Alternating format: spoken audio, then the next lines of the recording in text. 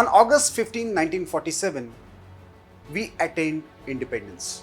Alongside, the great ancient land of Bharat was partitioned on communal lines. On the one hand, when the Congress leadership and the Muslim leadership were preparing themselves for independence and taking over the rulership, British colonialists led by Lord Mountbatten were trying to execute the India's Independence Act hurriedly. Many parts of Akhand Bharat were witnessing riots, mayhems, murders and inhuman crimes against women. Gandhiji was taking tours in eastern parts of Bharat. The second Sarsangh Chalak of Rashtriya Swayamsevak Sangh, Shri Golwalkar Gurji, was travelling in the western part, which constitute Pakistan now. RSS was running many refugee camps. Muslim League leaders were busy not just preparing for Pakistan, but also instigating communal frenzy mobs on the ground. A book by researcher and author Shri Prashant Pol tried to put together developments of this fortnight of August 1947 in his book, which is one of the best sellers, called Wo 15 Din, which is translated as Those 15 Days. This year, Organiser is taking you through the developments of those 15 days, going through the most happening 15 days towards Bharat's independence alongside the communal partition will provide new insights to the viewers and inspire them to take up research on various aspects of conversations, communications and negotiations, as well as the kind of communal frenzy things happening on the ground about India's independence and the great partition of this land.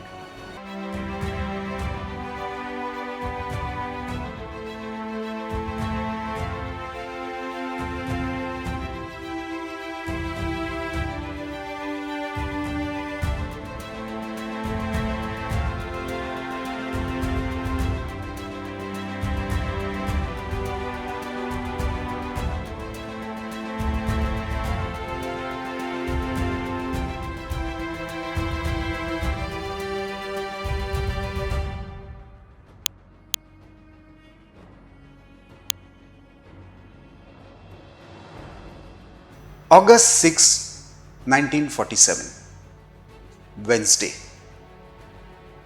As always, Gandhiji got up early in the morning.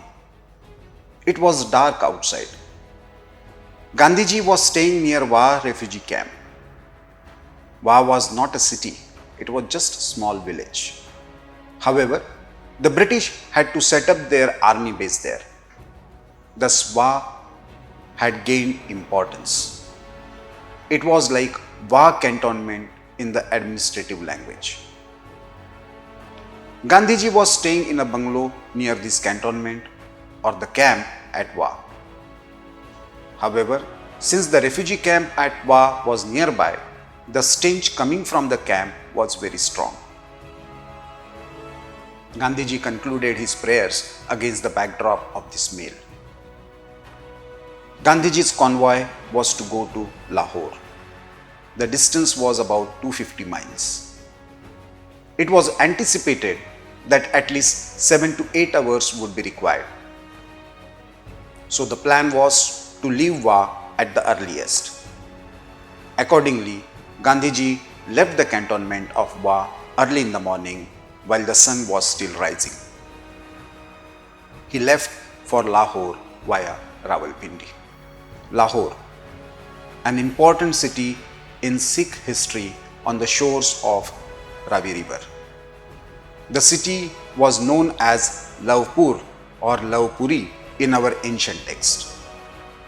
Hindus and Sikhs started migrating on a large scale after the riots incited by Muslim League began in March. Lahore was the stronghold of the Arya Samaj.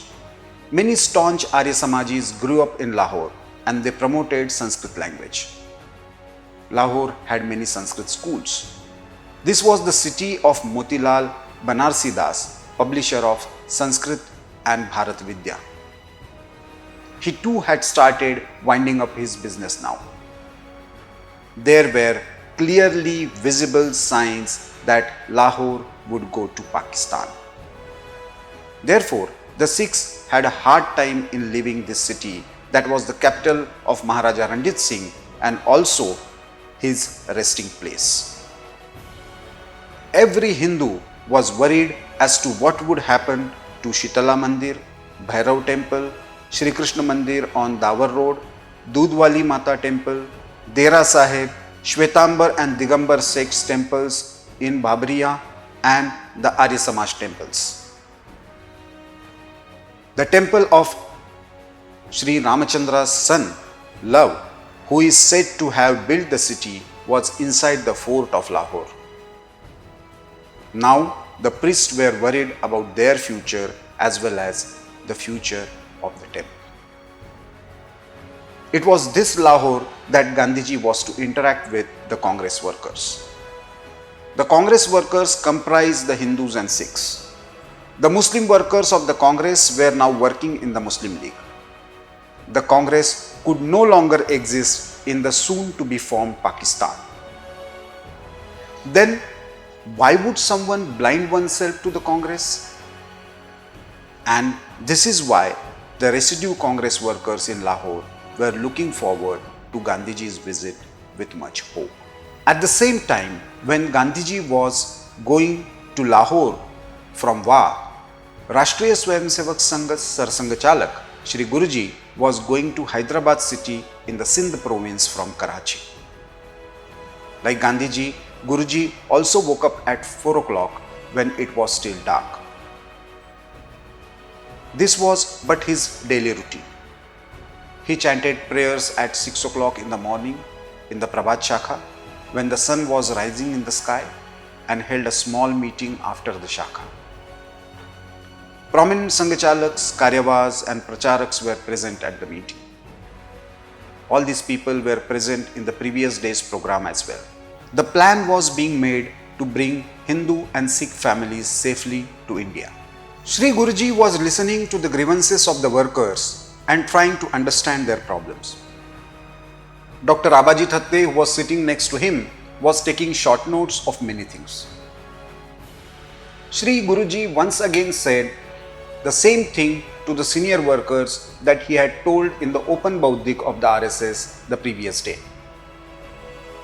He also explained to them the responsibility assigned by the destiny to RSS. Protecting the Hindus, comforting them, and also achieve many impossible tasks with their organizational skills was his clear message. After the meeting, Shri Guruji had snacks with these workers, and at about 9 am, Shri Guruji started for Hyderabad. Some volunteers in Karachi owned cars. Shri Guruji, Abaji, Prant Pracharak, Rajpalji Puri and a Swayamsevak for the sake of security sat in the car of one of such Swayamsevaks. Although not apparent from outside, the seated Swayamsevak and the driver of the car were equipped with arms. Another such car started rolling behind this car, in which the other senior Swayamsevaks were seated. These cars were followed by RSS Swayamsevaks on motorcycles. These Swayamsevaks were taking Guruji to Hyderabad in a manner befitting a commander despite the volatile atmosphere due to riots. The Karachi-Hyderabad road was barely 94 miles long. The road was also good. Therefore, the plan was to reach Hyderabad by lunchtime. Prant Pracharak Rajpalji kept Shri Guruji informed about the terrible situation that prevailed while they were on their way. 17 York Road. Nehru's office at his residence. In front of Nehru lay the letter written by Lord Mountbatten on the previous day, August the 5th. He had to reply to it. The demand made by Mountbatten was very strange. Nehru began dictating his reply to the letter after thinking for a while. Dear Lord Mountbatten, thank you for your letter of August 5th in which you have sent a list of those days on which the Union Jack would have to be hoisted. This means I believe that the Union Jack will be flown at all the public places in India along with our flag. Just one day in this list is problematic, and that is August 15th, our Independence Day. It does not feel appropriate to fly the Union Jack on this day. Of course, we are okay if the Union Jack is also hoisted on India House in London on this day. However, we have no problem about the remaining days that you have suggested. January 1st, Army Day, April 1st, Air Force Day, April 25th, Anzac Day, May 24th, Commonwealth Day, June 12th, birthday of British King, June 14th, United Nations Flag Day, August 4th, birthday of the British Queen, November 7th, the Navy Day, November 11th, Remembrance Day of the Soldiers of World War. Union Jack will also be hoisted at all public places on these days. Dr. Babasaheb Ambedkar was in Mumbai that day. Only 2 days had passed after the announcement of him being a minister in the first cabinet of independent India. There were clear indications that the law department would be entrusted to him. Therefore, there was a beeline of visitors, especially those from the Scheduled Caste Federation, at his residence in Mumbai. Their beloved leader was becoming the minister in the first Union Cabinet of independent India. Babasaheb, however, wanted a bit of solitude in all this hustle and bustle. His mind was filled with many thoughts. The news of Hindu-Muslim riots, especially in the western part of the country, disturbed him. His views in this case were very clear. He was in favor of partition taking place because he was of the firm opinion that coexistence of Hindus and Muslims was not possible.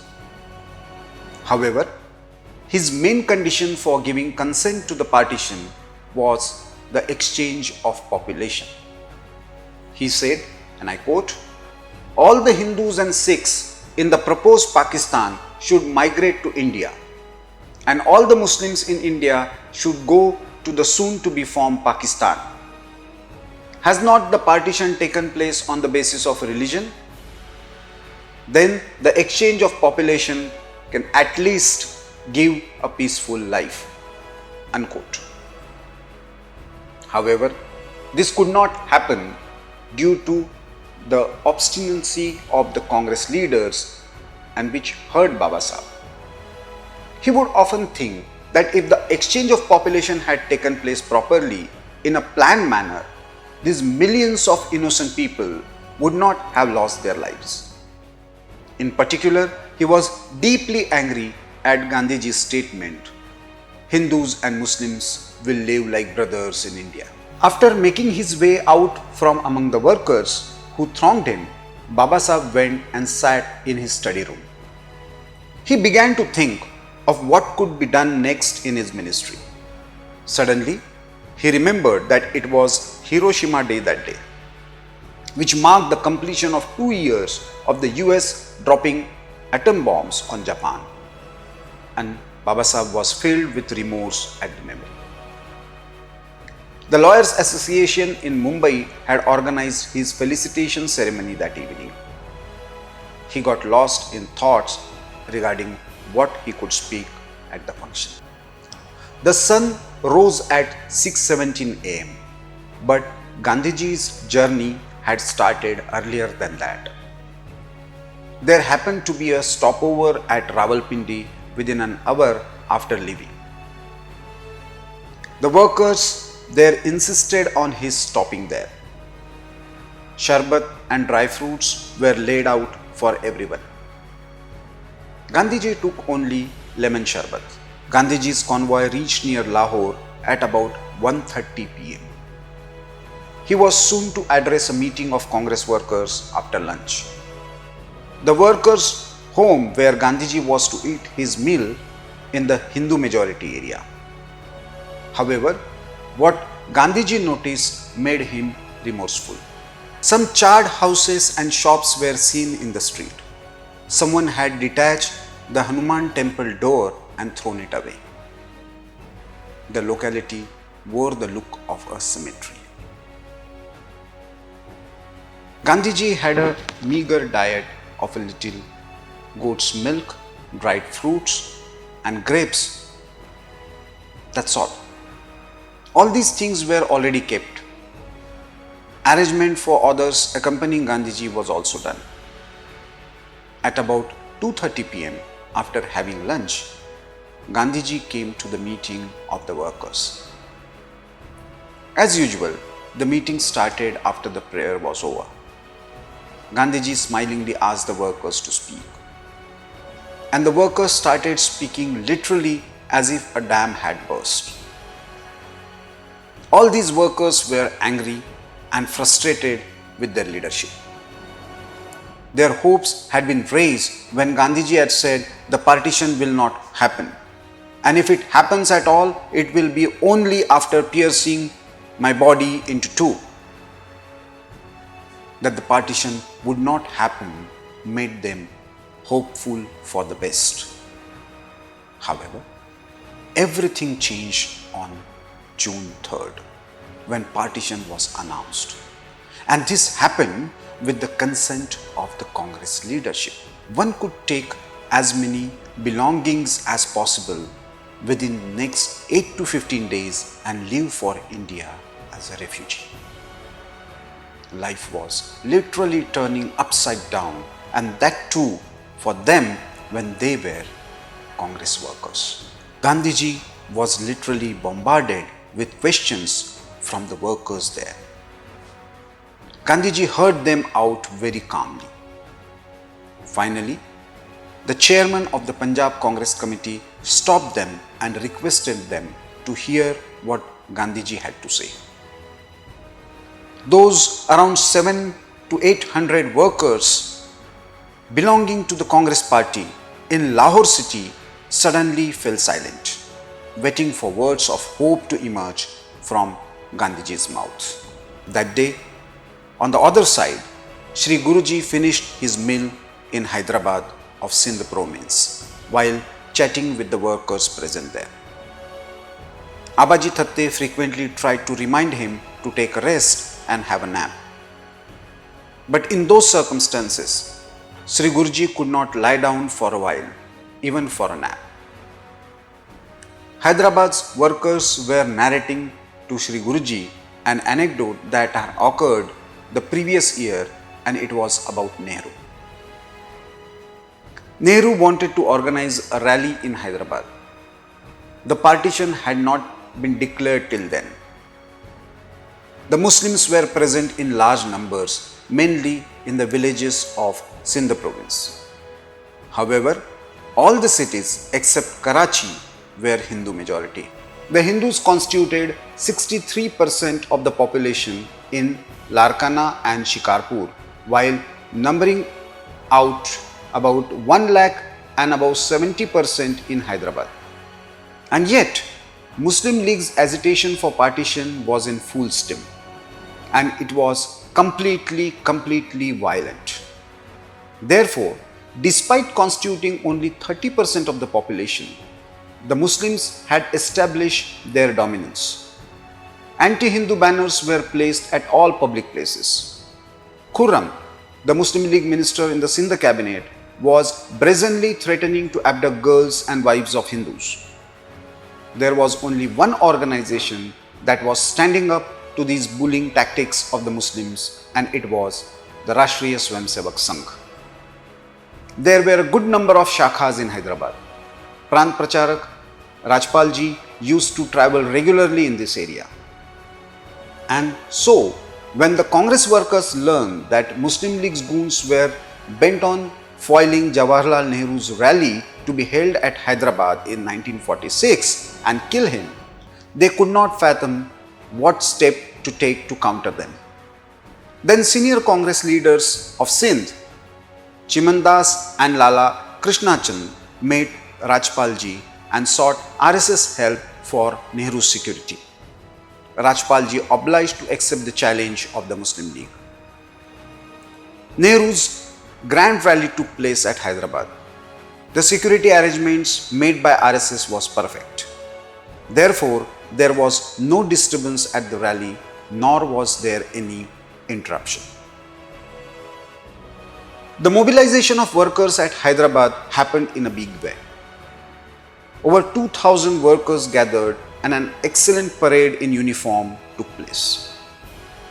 Then Sarasangachalak Shri Guruji got up to speak. Naturally, most of the issues were the same at his speech at Karachi. He particularly emphasized the point, destiny has given a huge task to RSS. We have to temporarily withdraw from the Sindh province, a land of brave heroes like King Dahir. We have put our lives on stake in order to take all our Hindu and Sikh brethren and their families safely to India.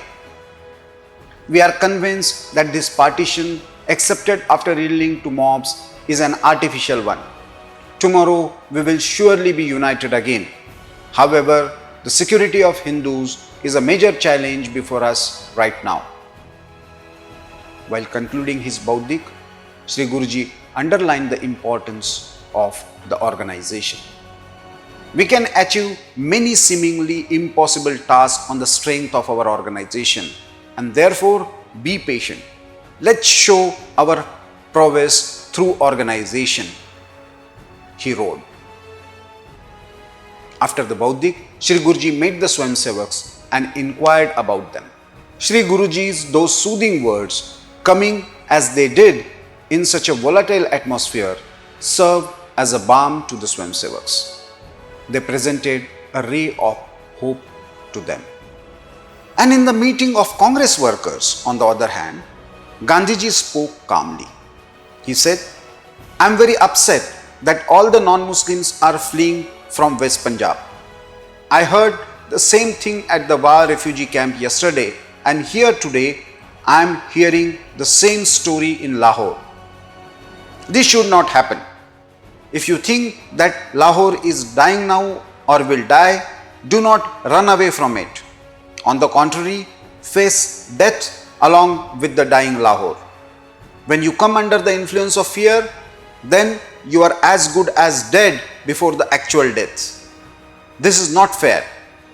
I shall not be sad when I get to hear that people in Punjab courageously face death rather than dying of fear.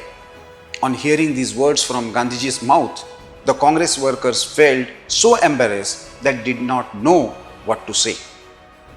Every Congress worker that was present felt as if someone had pierced boiling hot iron into their ears.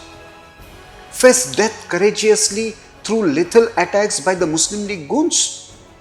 This was the question that actually prevailing in their mind.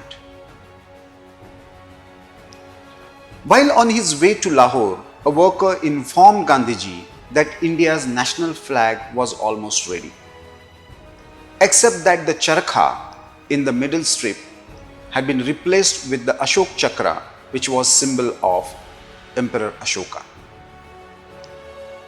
This news highly upset Gandhiji. Ashok Chakra? Emperor Ashoka had indulged in a lot of violence. He may have converted to Buddhism later, but that was after massacring many of his enemies. The emblem of such a violent king in our national flag? No, never. And so, after meeting of the workers got over, Gandhiji asked Mahadev Bhai to type a statement and send for publishing in the newspapers. He dictated, and I quote, I have come to know today that the final decision on the flag of India is being taken. However, if this flag does not have the charkha in the center, then I will not bow to this flag.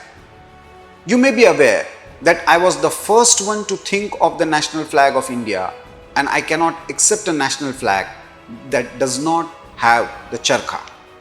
The evening of August 6th, Mumbai's skyline was dotted with clouds. No clear signs of imminent rain were visible. The lawyers' organization in Mumbai had organized a program in an auditorium to welcome the first Law Minister of independent India, Dr. Babasaheb Ambedkar. The program was very successful and Dr. Ambedkar spoke at length. He talked about the violence that had erupted on the eastern and western borders of India. He tried to explain his old stand on Pakistan once again by putting forth very strong arguments. He also called for the need to exchange the population. Overall, the program was well coordinated and Dr. Babasaheb's arguments amply satisfied the lawyers. On the night of 6th August, Sarasangachalak Shri Guruji began to chalk out a plan for the future of the Hindus living in Hyderabad. He contemplated to bring them back safely to India. His time for sleep was long past. Gandhiji had already left about an hour ago for Calcutta from Lahore via Patna. His train was about to pass through Amritsar, Ambala Cantonment, Muradabad, Varanasi before reaching Patna after 30 hours. The Prime Minister in waiting, Jawaharlal Nehru, was engaged in writing personal letter at his residence, 17 York Road in Delhi. All arrangements had been made for his going to bed. Elsewhere in Delhi, Home Minister Vallabhbhai Patel was seated in his room, busy studying the files pertaining to the princely states. There was very little time and the remaining princely states had to be merged into India. As the night of 6th August deepened, so did the shadow of fear in Hindu homes of Punjab, East Bengal, Sindh and Balochistan darken. Incendiary attacks on Hindu Sikh houses had become intense and surging flames of fires could be seen from far away. This was August 6, 1947.